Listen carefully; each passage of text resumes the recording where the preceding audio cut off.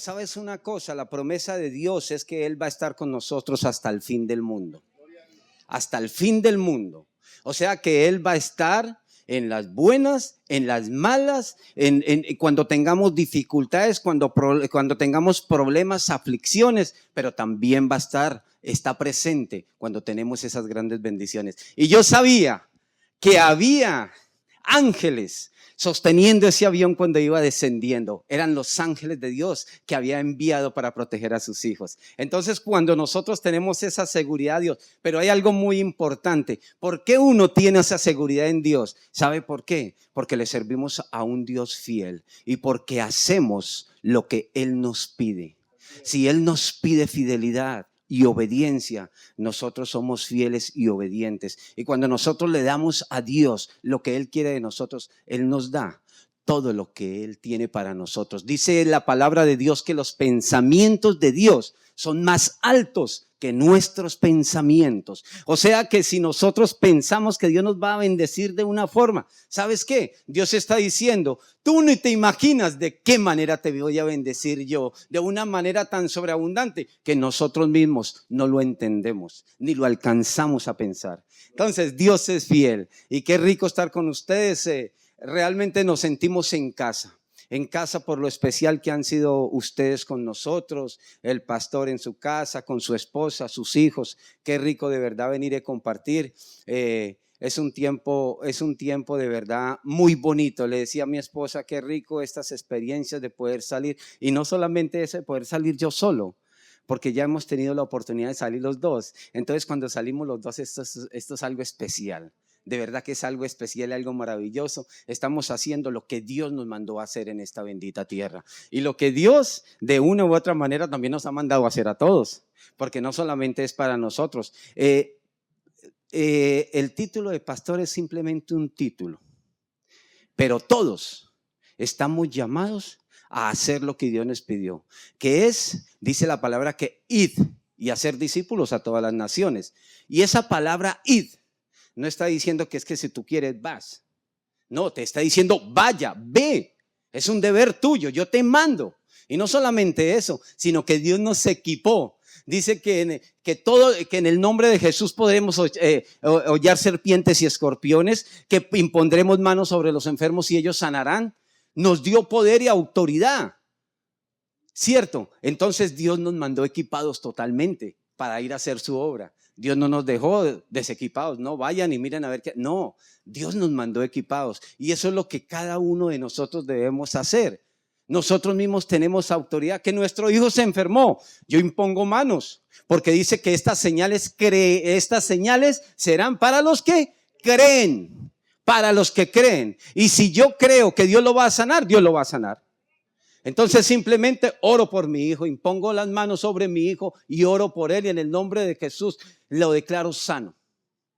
Es importante cuando nosotros tengamos una necesidad. Muchas veces pensamos que únicamente nosotros los pastores podemos hacer eso. No, tú tienes también la autoridad. Dios ya te equipó para eso. Tú puedes orar por tus finanzas, tú puedes orar por tu casa, tú puedes orar por tu matrimonio. Tú puedes hacerlo. Ya estás equipado para ello. ¿Ok? Entonces, que qué rico de verdad. Y en esta mañana Dios me ha permitido traer una palabra que realmente confronta nuestro corazón. Una palabra que confronta mucho y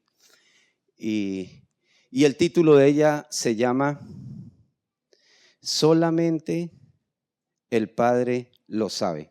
¿Cómo se llama? Y esta palabra tiene que ver con la segunda venida de nuestro Señor Jesucristo. Solamente el Padre lo sabe. Todas las predicaciones que trae el pastor, todas las predicaciones que traen los ministros que han venido aquí a predicar, todas las predicaciones que hacemos nosotros en nuestras congregaciones son dirigidas a este punto, a la segunda venida de Cristo. Que cuando Él venga, nos encuentre a nosotros preparados, listos para el levantamiento de la iglesia. Entonces todo converge en este punto. Permíteme un segundo. Algo pasó que se frizó esto. Entonces es muy importante que nosotros podamos entender que Dios quiere que nosotros estemos preparados para su segunda venida. Y vamos a la palabra de Dios. En el Evangelio de Marco,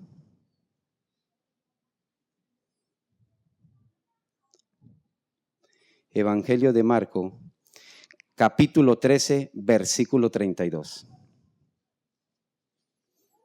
Cuando lo tengan, por favor, me dicen amén. Amén. ¿Todos aquí tienen Biblia? Levanten su Biblia. Todos levanten su Biblia. Ok. Muy bien. ¿Alguno aquí tiene la costumbre de tomar apuntes? Amén. Qué bueno es eso. ¿Sabes qué? Esa es una buena enseñanza. Te felicito, pastor. Excelente, excelente. Ahora, los que no tienen Biblia, no sé si aquí el pastor tenga disponible Biblias. El pastor tiene disponible Biblias para que tengan una. ¿Saben para qué? Para que ustedes la puedan leer. Para que nosotros cuando digamos un versículo, ustedes lo puedan subrayar, lo puedan entender. Cuando lleguen a su casa, pueden leerlo nuevamente y va a traer un mayor entendimiento a sus vidas. Eso es muy importante. Dice que la palabra de Dios es viva y eficaz y más cortante que toda espada de dos filos y entra en lo más profundo de todo nuestro ser. Entonces es importante que nosotros leamos la palabra porque ella es viva y va a cada que nosotros leemos la palabra, más va a haber confrontación en nuestra vida y podemos caminar más derechos delante de Dios. Dice la palabra en Marcos 13, versículo 32, pero de aquel día y de la hora nadie sabe, ni aun los ángeles que están en el cielo, ni el Hijo, sino el Padre. Y dice la palabra en Hechos, capítulo 1, versículo 7, y les dijo, no os toca a vosotros saber los tiempos o las sazones que el Padre puso en su sola potestad. Yo les voy a invitar a que inclinen su rostro, por favor, en reverencia a Dios y me acompañan en una oración si son tan amables. Amado Señor, Padre Santo, sabemos que tú estás aquí, Señor. Te has movido, Señor.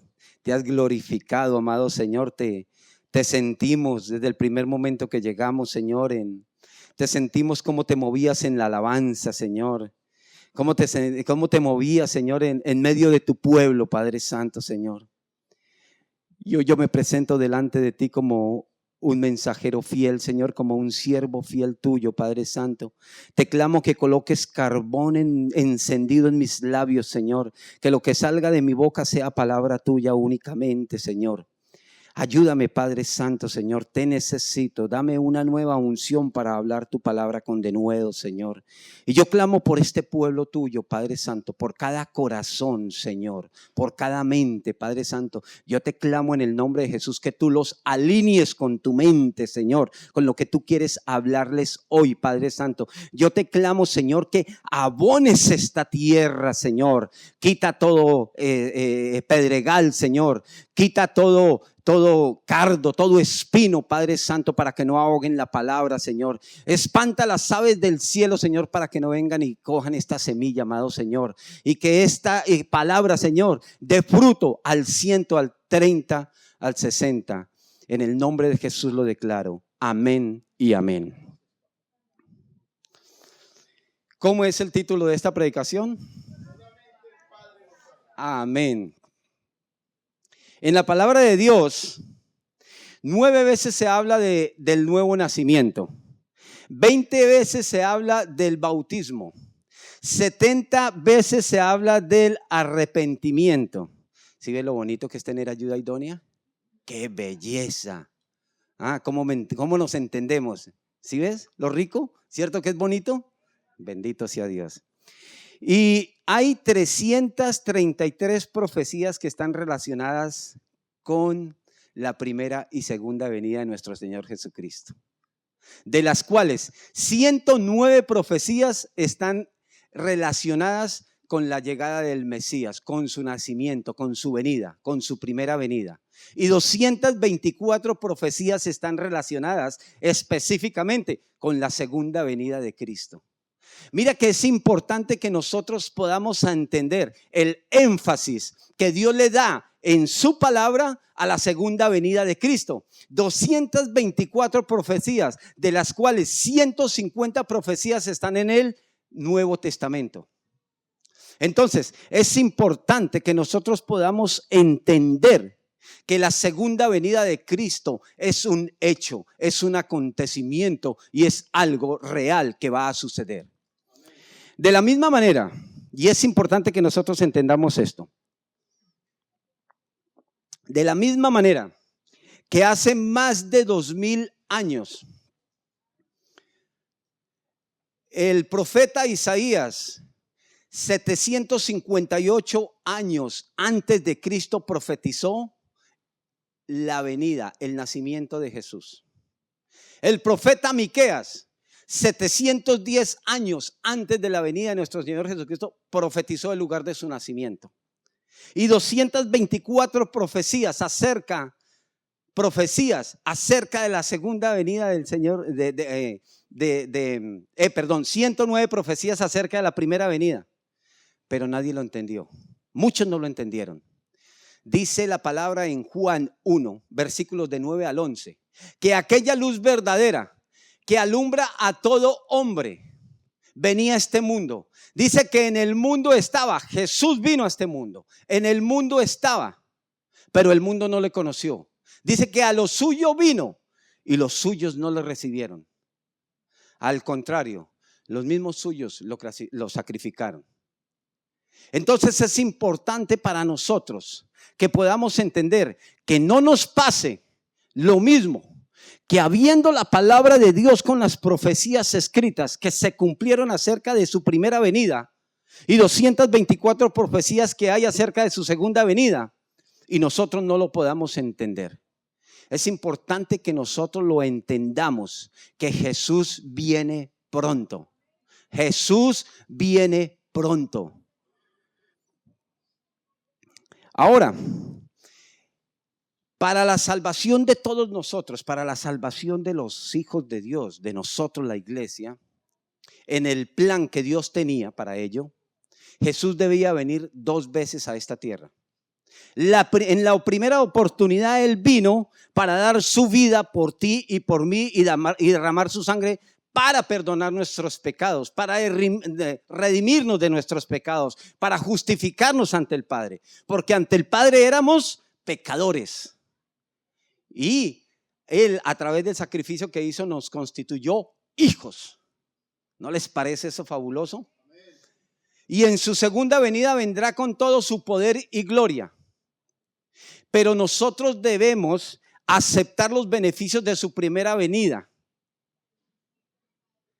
Porque ¿sabes cuál es el gozo más grande? Que en su segunda venida Dios va a venir por el pueblo aquel que lo aceptamos como Señor y Salvador y estamos preparados para recibirle. ¿No es esto algo glorioso? O sea que lo que sucedió con su primera venida nos da todo esto para que nosotros estemos preparados para su segunda venida y podemos levantarnos cuando Él venga por su iglesia. Es una bendición muy grande. Ahora, en Lucas 21:8 nos dice la palabra de Dios. Esto es muy importante, es una advertencia que Dios nos hace a través de su palabra. Y nos dice, mirad que no seáis engañados, porque vendrán muchos en mi nombre diciendo, yo soy el Cristo y el tiempo está cerca, no vayáis en pos de ellos. ¿Qué nos está diciendo aquí el Señor a través de su palabra? Está la palabra mirad. Mirad está en un tiempo gramatical imperativo que nos está diciendo, vean, observen, velen, que ninguno nos vaya a engañar. Por eso es tan importante lo que yo les hablaba al principio de tener la Biblia, de estudiar la palabra de Dios, de meditar en ella, porque es la única que nos puede dar la revelación verdadera de quién es Cristo. Entonces es importante que nosotros estemos cimentados, estemos firmes y que no venga cualquier viento de doctrina extraña y nos mueva. Dice la palabra que no vayamos en pos de ellos. Ahora, ¿por qué? La segunda venida de nuestro Señor Jesucristo no es una doctrina, no es una filosofía. Y es lo que debemos entender. ¿Por qué? Porque hay muchas especulaciones en estos momentos y de pronto nosotros las hemos visto. Hay mucha gente, por ejemplo, el reino ahora, es una doctrina que se llama reino ahora, que dice que Jesús vino y trajo el reino con él, pero que Jesús se fue y ya el reino se fue con él.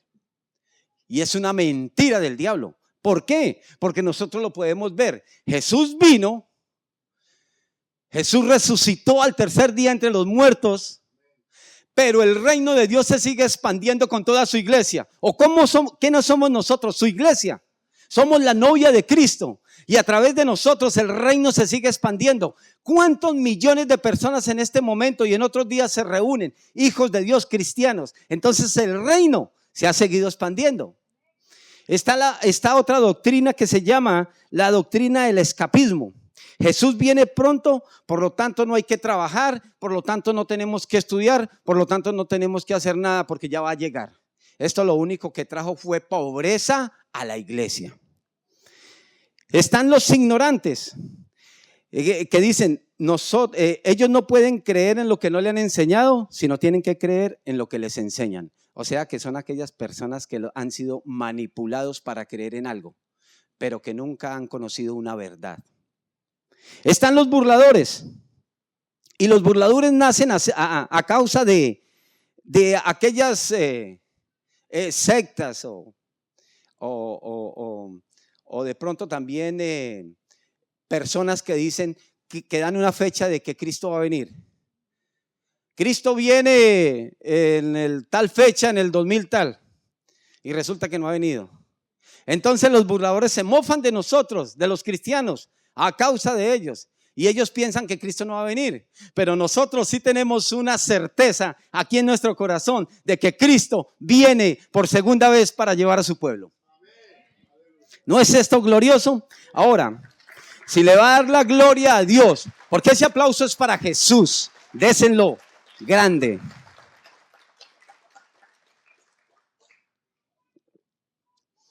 El propósito de este tema es concientizar a la iglesia, porque nosotros ya sabemos que Cristo viene, ¿cierto?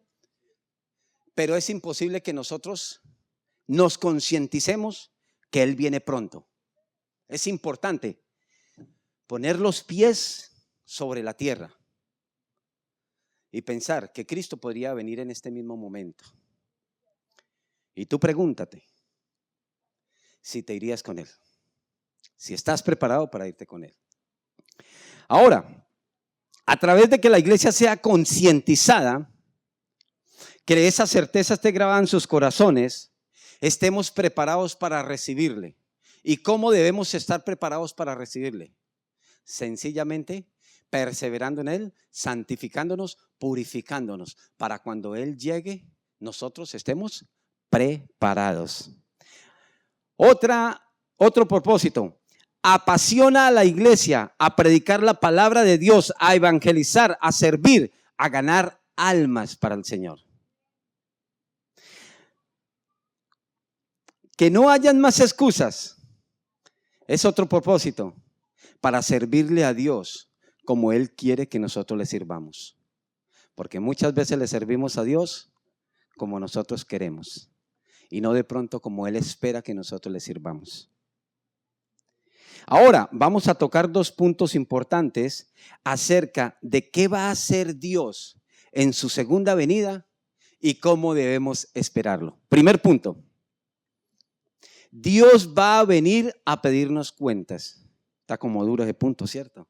Dios va a venir a pedirnos cuentas. El segundo punto: ¿cómo debemos esperarlo? ¿Cómo debemos esperarlo? Recuerden una cosa, la predicación se llama Solo el Padre lo sabe, porque cuando leímos Marcos 13, dice la palabra de Dios que ni los ángeles, ni los 24 ancianos, ni todos los que adoran allá al Señor, ni los querubines, ni los serafines, ni aún el Hijo, sabe ni el día ni la hora en que Jesús va a venir por su pueblo. Solamente es potestad del Padre. Nadie más lo sabe, nadie más. Entonces, por eso es importante lo que les dije yo acerca de cuidado, miren, velen, de que no vengan personas y les digan, es que Cristo viene tal fecha, es que Cristo esto, es que Cristo esto.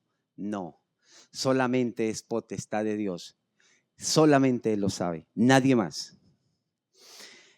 Dios va a venir a pedirnos cuentas y vamos a la palabra de Dios en el Evangelio de Mateo capítulo 25, versículos de 14 al 30.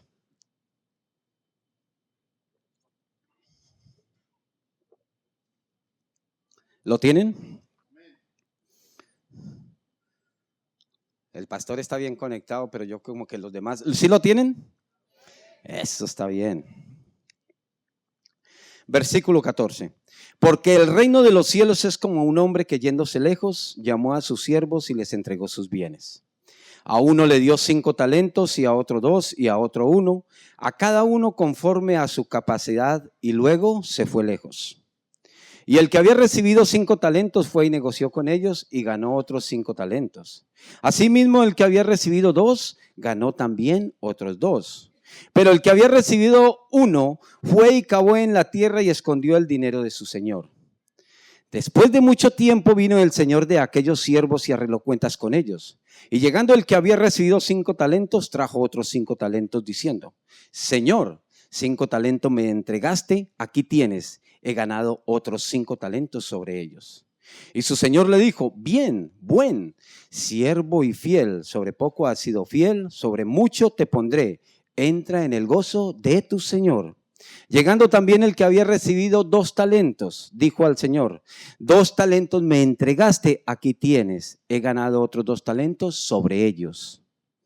Su Señor le dijo, bien, buen siervo y fiel, sobre poco has sido fiel, sobre mucho te pondré, entra en el gozo de tu Señor.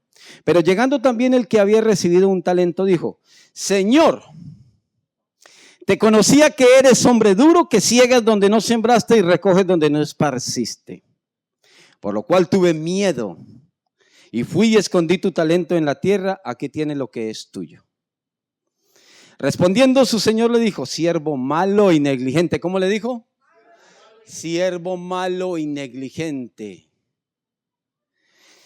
¿Sabías que ciego donde no sembré y que recojo donde no esparcí? Por tanto, debías haber dado mi dinero a los banqueros y al venir yo hubiera recibido lo que es mío con los intereses. Quitadle pues el talento y dalo al que tiene 10 talentos. Porque al que tiene le será dado y tendrá más. Y al que no tiene, aún lo que tiene le será quitado. Y al siervo inútil, echarle en las tinieblas de afuera. Allí será el lloro y crujir de dientes. Como dura esta palabra, ¿cierto? Esta palabra es una comparación acerca de la segunda venida de Cristo. Porque dice que su amo, yéndose lejos, le entregó a unos 5 talentos, a otros 2 talentos y a uno 1 talento. Y dice, después de mucho tiempo el amo llegó y sus siervos vinieron a él y le dieron cuentas de lo que habían hecho con lo que él les había entregado. Este amo, este dueño de tierra, le entregó a cada uno de acuerdo a la capacidad que podían manejar. Lo mismo ocurre, hace Dios con nosotros. Dios nos entrega a nosotros dones, talentos, nos da recursos, nos da tiempo, nos da empresa, nos da negocios. Pero hay algo más importante. Nosotros, ¿qué hemos hecho con lo que Dios nos ha entregado? Esta parábola habla de la responsabilidad que nosotros como cristianos debemos tener con lo que Dios nos ha entregado, con lo que Dios nos ha dado para administrar. De pronto tú estás sentado ahí y tienes un talento. Y de pronto ese talento puede ser como el siervo que le dieron un talento. Lo tienes ahí guardado. O también puedo decir que tú que estás sentado ahí, el Señor te pudo entregar 5 talentos. Y esos 5 talentos tú los has duplicado. Pero es importante que nosotros entendamos que en la segunda venida de Cristo, Dios va a venir a pedirnos cuenta de todo lo que hemos hecho con todo lo que Él nos ha dado. Esta parábola también habla de la consecuencia de 2 actitudes. La primera actitud, de aquellos siervos, dice el Señor, buen siervo y fiel. En lo poco has sido fiel, en lo mucho te pondré. Habla de aquellos que le servimos a Dios. Habla de aquellos que estamos comprometidos con Dios. Yo no les quiero decir que el comprometerse uno con Dios quiere decir que tú tienes que abandonar tus responsabilidades para venir a servirle a Dios. No es eso. Tengan mucho cuidado. El servirle a Dios es con lo que Él me ha dado. Dios se sacrificó por cada uno de nosotros, por ti, por mí. Él hizo un sacrificio que nadie lo puede hacer. Él solamente lo pudo hacer. Se entregó a sí mismo por todos nosotros, por amor a nosotros. Ahora, ¿nosotros qué sacrificio hacemos para Dios? Muchas veces el pastor, veo acá que bendito sea Dios que tiene un grupo muy bueno que le ayuda. Ese ha sido un esfuerzo muy grande y cuando yo veo toda esta gente que venga y corre sillas, mueve mesas, cocinan, los profesores, los servidores, los sugieres, lo hacen con excelencia. Eso está muy bien, porque esa es la actitud que nosotros debemos tener cuando le venimos a servir a Dios. Nosotros venimos muchas veces, todos tenemos trabajos, todos tenemos hijos, todos tenemos familia, todos tenemos una esposa. Todos tenemos responsabilidades y deberes que debemos cumplir, ¿cierto? Pero dentro de esos deberes y responsabilidades, el servicio a Dios es muy importante.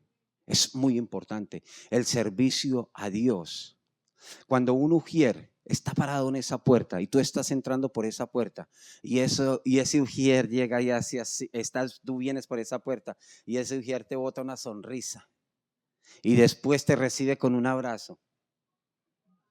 Tú quizás, en ese momento que tú estás entrando por esa puerta, vienes con un problema, vienes con una necesidad bien grande, vienes con aflicción en tu corazón, pero de pronto esa palabra que le dijo esa ujier, de Dios te bendiga, te llegó a tu corazón. Ese abrazo lo necesitaba esa persona que venía totalmente destruida y esa sola palabra y ese solo abrazo levantó a esa persona.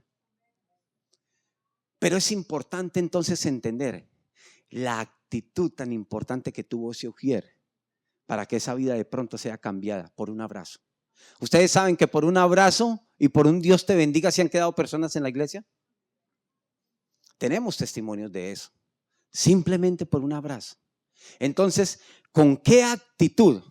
Porque vamos a decir una cosa, los siervos que hicieron lo correcto, que invirtieron sus recursos, su tiempo, su dinero, sus dones, sus talentos para el servicio de Dios, fueron recompensados. Dice la palabra de Dios que le dijo el Señor de aquellos siervos, le dijo, quitarle el talento al que no lo usó. Dice quitárselo y entrégueselo al que tenía 10 talentos. Imagínense. Entonces, muy importante que nosotros usemos ese talento que Dios nos dio. A mí me da mucha alegría ver este grupo de alabanza, estos jóvenes acá, estos salmistas. Qué alegría, qué bendición. ¿Sabe qué? Se denota que lo hacen con amor, que lo hacen con pasión para Cristo. Y eso es lo que Dios quiere. Porque sabes una cosa, Dios les va a pedir cuentas a ellos por esos talentos que les ha dado, de tocar un instrumento, de tener una bonita voz, Dios les va a pedir cuentas de qué hicieron con ello, dónde lo emplearon, o lo están empleando para alabar y agradar a Dios, o lo están empleando para agradar al mundo. Entonces es muy importante que nosotros podamos entender que Dios va a venir a pedirnos cuentas. Y ninguno nos vamos a salvar, ninguno. Dios va a venir a pedirme cuentas a mí por los que ha puesto a cargo mío. Por eso es que muchas veces ustedes, el pastor les monta perseguidora. Porque ¿sabe qué? Cuando este varón llegue a los pies de Cristo allá, cuando esté en su presencia, ¿sabe qué Dios le va a decir? Le va a pedir cuentas por cada uno de ustedes. Por cada uno de ustedes le va a pedir cuentas. Le va a decir, yo te los entregué. Yo te di un don, o muchos dones y muchos talentos. ¿Qué hiciste con ellos? Así que cuando el pastor les dé la perseguidora, ¿sabes qué? Ustedes solamente piensen que Dios está haciendo, que el pastor está haciendo lo que Dios le dijo que hiciera. Lo que Dios le dijo que hiciera. ¿Y sabe qué quiere este varón? Vidas cambiadas, vidas transformadas, vidas bendecidas, hogares restaurados. No sé, ¿no es bonita esa labor? ¿No es hermosa? Y muchas veces, cuando pasa eso, ¿sabe qué hacemos? De pronto el pastor, ¿sabe qué dice? Le decimos en la iglesia, allá también les decimos, te necesitamos acá, que sirvas acá. No, pastor, pero es que yo trabajo mucho y estoy trabajando los 7 días, yo no puedo ni venir el domingo a la iglesia. ¿Cómo así? Si la misma palabra me está diciendo a mí que que Dios en su creación, el 7º día descansó. Dice la palabra de Dios que el día de reposo no lo hizo por causa de Él, sino por causa de nosotros los hombres. Porque está ahí. Si la semana tuviera 9, 10 días, los 10 días trabajaríamos. Y a la final ustedes no se dan cuenta que entre más trabajamos, tenemos part-time, full-time, doble full-time, doble part-time, de todo. Sí, en serio. ¿Y con eso qué estamos haciendo? Cuando vemos el dinero, se va como cuando tú coges agua en la mano. Se esfuma, no lo vemos. Pero yo trabajo tanto y sigo en las mismas, hasta peor. ¿Sabes una cosa? Porque lo que tú tienes que entender es que Dios no te mandó a trabajar tanto. Lo que Dios te mandó a hacer es que tú tengas un punto de equilibrio en tu vida. Lo que Dios te mandó a hacer es que tú tengas tiempo de calidad con tu familia. Lo que Dios te mandó a hacer es que tú puedas sacar a tu esposa y tener un tiempo bonito, invitarla aunque sea un helado y hablar con ella de sus emociones, de sus sentimientos, de cómo se siente. Que tú puedas salir con tus hijos y de partir con ellos. Que lo que Dios te mandó a hacer es ir y también servir en la iglesia. Y no solamente en la iglesia, sino que si tú tienes empresa, tú tienes el deber de llevar el reino de Dios en tu empresa. Predica la palabra, haz lo que Dios te mandó a hacer, predícala allí. Pon a Dios en primer lugar en tu empresa, en tu trabajo, en tu casa. Y así como decía el pastor y como dice la palabra de Dios, y si Dios está con nosotros, ¿quién contra nosotros? Eso dice la palabra. Entonces mira lo importante que es esto. Recuerden, Dios va a venir y muy pronto, porque la mayoría de las señales se están cumpliendo. No falta sino una, porque lo demás ustedes sí han visto noticias cómo está el Medio Oriente, sí están viendo lo que está pasando en Siria, más de 5 millones de refugiados en todo el mundo. Algunos países europeos ya cerraron las fronteras porque no pueden tener más refugiados. Todos son musulmanes. Hasta Argentina ha recibido refugiados. Ahora, pero ¿para dónde van las cosas? Nosotros tenemos, dice la palabra de Dios, que por falta de conocimiento perece su pueblo. Y nosotros tenemos que ser entendidos en eso. Los europeos ya no tienen hijos. La gran mayoría de la gente ya tienen 2, 3 hijos. Los musulmanes tienen 7, 8, 9 hijos. ¿Cuál va a ser la raza más grande dentro de pocos años? Dentro de muy poquito. Tengan cuidado. Entonces, con todos los acontecimientos que están pasando, todas las cosas que se mueven, todas las señales que dice en Mateo 24. Ese capítulo de Mateo 24 es un libro profético, habla de los tiempos del fin realmente, de lo que va a suceder. Entonces es importante que nosotros tengamos entendimiento de eso y que estemos realmente preparados para recibir a Jesús cuando Él venga en su segunda venida. No se les olvide, los dones y los talentos fueron un regalo de Dios. Lo que Dios nos ha dado viene de Él. Todo lo que nosotros tenemos es de Él.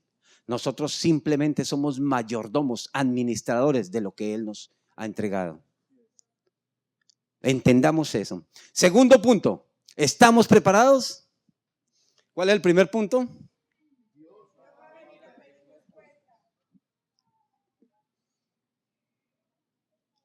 Dios va a venir a pedirnos cuentas. Segundo punto, ¿estamos preparados? Vamos a la palabra, Mateo capítulo 25, versículos del 1 al 13, por favor.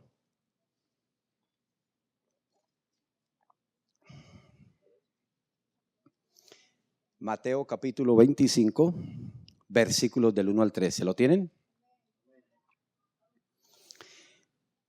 Y esta es la parábola de las 10 vírgenes.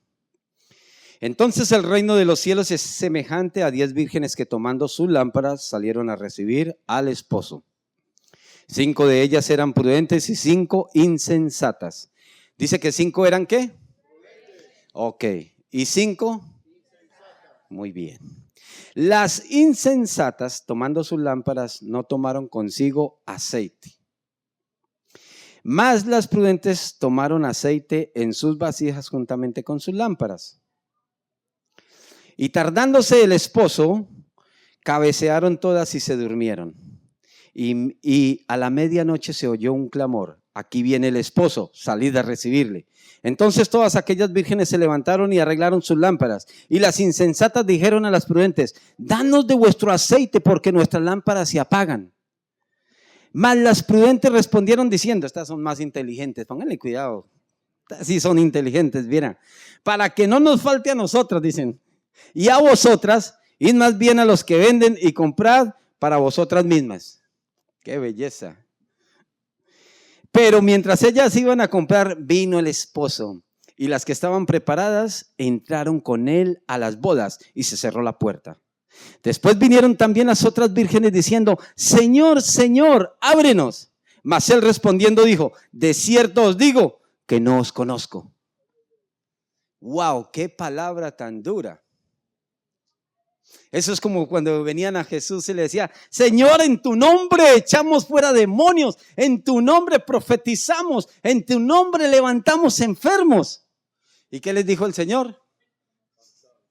Apartaos de mí, hacedores de maldad. Qué tremenda palabra. Esta parábola de las 10 vírgenes ocurre en el tiempo de los judíos. Un matrimonio era de la siguiente manera: el novio se comprometía con la doncella. Entonces, ese compromiso realmente era un pacto, votos matrimoniales, o sea, se iba a realizar. Eso no era como ahora, no, nos casamos, yo conozco por ahí, menos mal que no ocurre ni en esta iglesia ni la de nosotros. Oye, pero por ahí en el mundo llegan y dicen: no, nos casamos en tal fecha. Ah, no, la vamos a posponer, ya después no nos casamos. ¿Sabes una cosa? Este era un voto, era un pacto que se hacía. Ok, entonces, cuando llegaba el tiempo de la ceremonia, el novio, bien pintoso, bien arreglado, se iba para la casa de la novia, porque allá era donde se realizaba la ceremonia, únicamente la ceremonia. El hombre llegaba allá, se realizaba su ceremonia, pero al terminar la ceremonia había un desfile espectacular. Ahí era algo fenomenal, salían todos desfilando. Ahí venían las 5 vírgenes sensatas y prudentes, porque las otras se quedaron. Venían todos los que estaban invitados al banquete. Ahí estábamos todos nosotros. Amén, aleluya. ahí estábamos nosotros en ese desfile y había una fiesta en la casa del novio por toda una semana. ¡Wow! Tremendo. Deberíamos imitarlo, ¿cierto? Pastor, tremendo fiesta, 7 días. Rico, comida. No, mejor dicho, nosotros los cristianos no tomamos ni fumamos, ni tenemos malos vicios. Amén. Amén. Pero comemos. Qué belleza, qué bendición, oye. Si hace almuerzo para 100 y comen 50. Qué belleza, ¿cierto? Qué bendición. Entonces, mira lo importante que es. Entonces, esta parábola también es una comparación, es una analogía de lo que Cristo va a hacer cuando venga por todos nosotros. Las 5 vírgenes insensatas dicen que tenían sus lámparas, pero fueron tan insensatas que no tenían aceite para cuando sus lámparas se les acabara el aceite. ¿Qué estarían haciendo estas 5 vírgenes insensatas para no preparar su aceite? ¿Dónde estarían ocupadas? ¿En qué estarían? De pronto estaban, yo sé que aquí no pasa, pero por allá en la iglesia sí a veces pasa, que unos tienen un piecito aquí en el mundo y otros tienen otro piecito aquí en la iglesia. ¿Sí me entienden? Una rumbeadita no tiene nada que malo, no nada, eso no tiene nada de malo. Un traguito no tiene nada de malo. Una murmurada no tiene nada de malo. Un chismecito no tiene nada de malo. Una mentirita pequeña no tiene nada de malo. Eso es una gran mentira del diablo. Mentira grande, mentira pequeña, la misma mentira. Pecado grande, pecado pequeño es el mismo pecado. Entonces, no nos engañemos a nosotros mismos. No nos engañemos. Entonces, estas vírgenes insensatas estaban muy ocupadas. Y dice que cuando llegó el novio, ellas estaban ocupadas por allá comprando el aceite. Se cerró la puerta y no pudieron entrar. No nos engañemos nosotros, hermanos queridos. No nos engañemos nosotros mismos. La segunda venida de Cristo. Dios nos va a pedir cuentas primeramente. Pero Dios lo que quiere ver es nuestro corazón. Por eso dice la palabra, dice, hijo mío, dame tu corazón y miren tus ojos por mis caminos, por mis caminos. Y eso es lo que nosotros debemos hacer. No nos engañemos, que si nosotros decimos que tenemos algo por ahí guardadito, un pecadito por ahí, ¿sabe qué? Ese pecado no nos impida ir a esa gran fiesta. No nos impida ir a esa gran fiesta. Es importante que nosotros nos concienticemos. Por eso es tiempo de que nosotros perseveremos en Dios. Es tiempo de nosotros de orar, es tiempo de ayunar, es tiempo de predicar la palabra. Es tiempo de que nosotros abandonemos el pecado que tenemos por ahí escondido. Es hora de santificarnos, es hora de purificarnos para que cuando venga el Señor en su segunda venida nos encuentre preparados y nos podamos ir con Él. De lo contrario no vamos a poder irnos con Él. No nos vamos a poder ir con Él.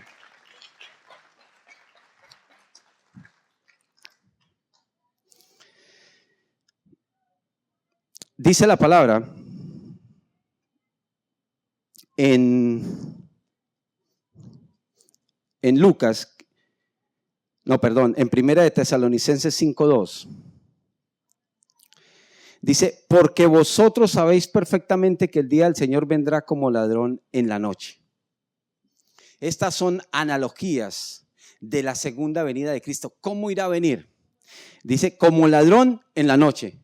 ¿Será que un ladrón nos avisa cuando va a ir a robar a nuestras casas? ¿O cuando nos va a robar? No, eso sucede de repente. Y así va a ser la segunda venida de Cristo. Dice también la palabra de Dios en Mateo 24:2, dice, Porque como el relámpago que sale del oriente y se muestra hacia el occidente, así será también la venida del Hijo del Hombre. Un relámpago. ¿Saben cuáles son los relámpagos, cierto? Todos sabemos cuáles son los relámpagos. ¿Cuándo han visto ustedes un relámpago que salga de la tierra? Nunca. Un relámpago siempre viene del cielo. ¿Y cómo viene un relámpago? De repente, y siempre viene conectado con una tormenta. Esas tormentas significan todas las señales que hay, que se están cumpliendo. O sea que el tiempo está cercano, pero el relámpago es de repente, es en un momentico.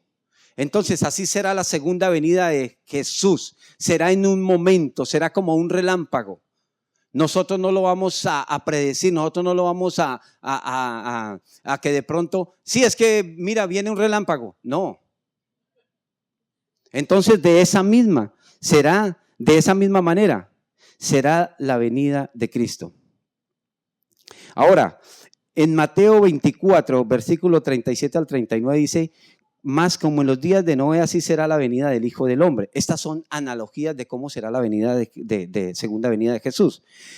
Porque como en los días antes del diluvio estaban comiendo y bebiendo y casándose, dándose en casamiento hasta el día en que Noé entró en el arca. Y no entendieron hasta que vino el diluvio y se llevó a todo así, y se llevó a todos. Así será también la venida del Hijo del Hombre. Lo mismo pasa en estos tiempos. Dice la palabra de Dios, en el contexto de esta palabra dice que la maldad de los hombres se había multiplicado. ¿Cómo sería la maldad en este tiempo que Dios tuvo que raer de la tierra a toda la humanidad, excepto a Noé y su familia? ¿Cómo sería esa maldad? Y saben una cosa, ¿en qué andaban ellos? Dice que andaban bebiendo y comiendo.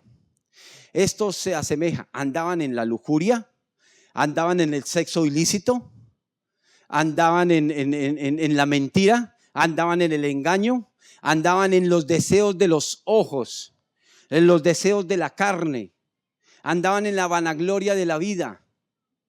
Eran egoístas, eran envidiosos. En eso andaba. Había mucha maldad. ¿Y Dios qué hizo? Los rahó, a todos murieron a causa del diluvio, excepto Noé y su familia. Entonces, en el tiempo de Sodoma y Gomorra, no hubo una segunda oportunidad. En el tiempo del diluvio, no hubo una segunda oportunidad. En la segunda venida de Cristo, no va a haber una segunda oportunidad.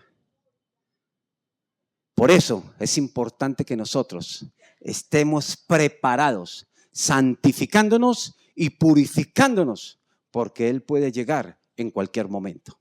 En cualquier momento. Dice la palabra en Lucas 21:34. Esto es muy importante. Mirad también por vosotros mismos, que vuestros corazones no se carguen de glotonería y embriaguez y de los afanes de esta vida, y venga de repente sobre vosotros aquel día. Dice, mirad por vosotros mismos. O sea que nos está hablando de una responsabilidad que cada uno de nosotros tenemos con nosotros mismos. Velemos por nosotros mismos. Aquí habla de la glotonería, habla de los afanes de esta vida. Lo que yo les estaba hablando, nos afanamos por el mortgage, por esto, y por eso nos metemos en deudas que no nos debemos meter, porque por eso nos toca trabajar tanto, porque nos metemos con lo que no podemos, no somos sabios para manejar nuestras finanzas, y entonces nos metemos en toda deuda, y ya necesitamos 2 full time para poder pagar nuestras deudas. Y vivimos afanados. La misma palabra que dice que no te afanes por el día de mañana. No os afanéis. Pero seamos prudentes en lo que estamos haciendo. Tengamos un punto de equilibrio con nuestra vida. No nos enfoquemos únicamente en trabajar, porque cuando nos enfocamos en trabajar únicamente, les voy a decir una cosa. Cuando menos piensa, Tú entras, tocas a la casa o entras y ya te ven como un extraño en la casa. Ya tus hijos ni te saludan. Ya tu esposa no es amorosa ni contigo. ¿Sabes a consecuencia de qué? ¿A causa de qué? Consecuencia de lo que tú estás haciendo. Entonces es importante que nosotros tengamos ese punto de equilibrio en todas las cosas, en todo. Ahora, mirad por vosotros mismos, es responsabilidad mía. La segunda venida de Cristo tiene que ver con una responsabilidad mía, diga responsabilidad mía, de que yo esté preparado para recibirle. O sea, muchas veces nosotros oramos por las personas para que Dios les toque su corazón y puedan llegar a los pies de Cristo. Lo hacemos y eso es importante hacerlo. A la final Dios es el que toca el corazón de las personas. Nosotros nos encargamos por orar por ellos, por orar por sus casas, por sus hogares, por todo. Pero en la segunda venida de Cristo, las oraciones de mi esposa por mí, en cuanto a la segunda venida de Cristo, no van a servir. Las oraciones de mi pastor no van a servir. Las oraciones de mi mamá no van a servir. No me van a servir porque es responsabilidad mía.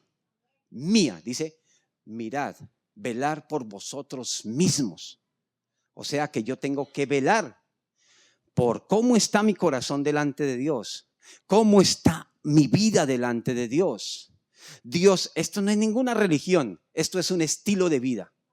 El cristianismo no es ninguna religión, estilo de vida. Un estilo de vida que invita a los demás a que tengan ese estilo de vida. Pero ¿cómo los demás pueden tener ese estilo de vida si yo no lo tengo? Yo tengo que ser un testimonio andante de lo que Dios ha hecho en mi vida, en todo, no en algunas cosas. Yo tengo que ser testimonio para mi esposa, para mis hijos, para mi familia.